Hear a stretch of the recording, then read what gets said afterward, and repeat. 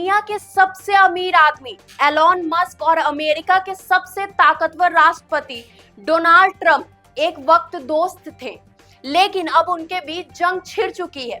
X से लेकर Oval office तक, ईवी सब्सिडी से लेकर स्पेस एक्स के कॉन्ट्रैक्ट्स तक, अब दोनों के पास सबसे बड़ा हथियार है एक दूसरे को खत्म करने की धमकी।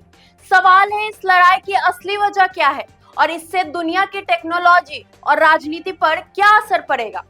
एलॉन मस्क और डोनाल्ड ट्रंप का रिश्ता शुरू हुआ था फायदे के आधार पर। मस्क के स्पेस एक्स और टेस्ला को ट्रंप सरकार ने अरबों डॉलर के कॉन्ट्रैक्ट्स और सब्सिडीज मिल रही थी। बदले में मस्क ने ट्रंप के साथ कई पब्लिक अपीयरेंस की, यानी दिखावा किया। मस्क को सरकारी एजेंसी, गवर्नमेंट एजेंसी डिपार्टमेंट का खास सलाहकार भी बनाया गया। दोनों में एक तरफ का म्यूचुअल बेनिफिट का रिश्ता था, लेकिन जैसा कि अक्सर होता है, ये दोस्ती ज्यादा दिन नहीं चल पाई। सारी लड़ाई की शुरुआत होती है ट्रंप के नए बजट बिल से, जिसमें इलेक्ट्रिक व्हीकल्स पर मिलने वाला $7500 का टैक्स क्रेडिट खत्म करने का प्रस्ताव रखा गया। ट्रंप का कहना था कि ये पैसा टेस्ला जैसी कंपनियों की जेब में जा रहा है, जो कि गलत है।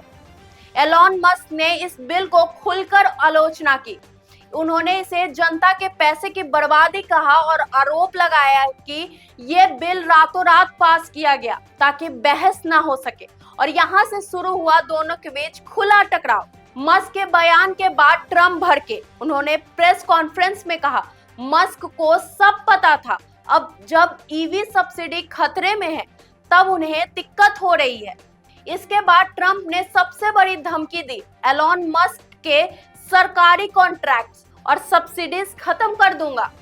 ये सीधा तौर पर स्पेस एक्स के लिए एक बड़ा झटका होता, क्योंकि अमेरिका का अंतरिक्ष कार्यक्रम काफी हद तक स्पेस एक्स के ड्रैगन यान पर निर्भर है।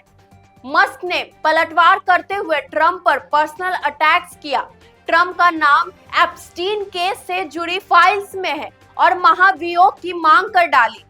इस जंग का सबसे बड़ा इमीडिएट असर पड़ा टेस्ला पर। केवल एक दिन में टेस्ला का शेयर 14% टूट गए।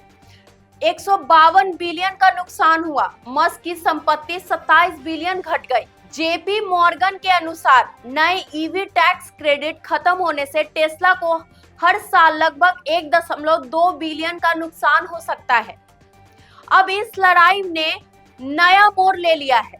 मस्क ने इशारा दिया कि वे रिपब्लिक्स पार्टी में ट्रंप के खिलाफ बागी उम्मीदवारों को फंड करेंगे, यानी 2026 और 2028 के चुनाव में ट्रंप को कमजोर करने की रणनीति बनाएंगे।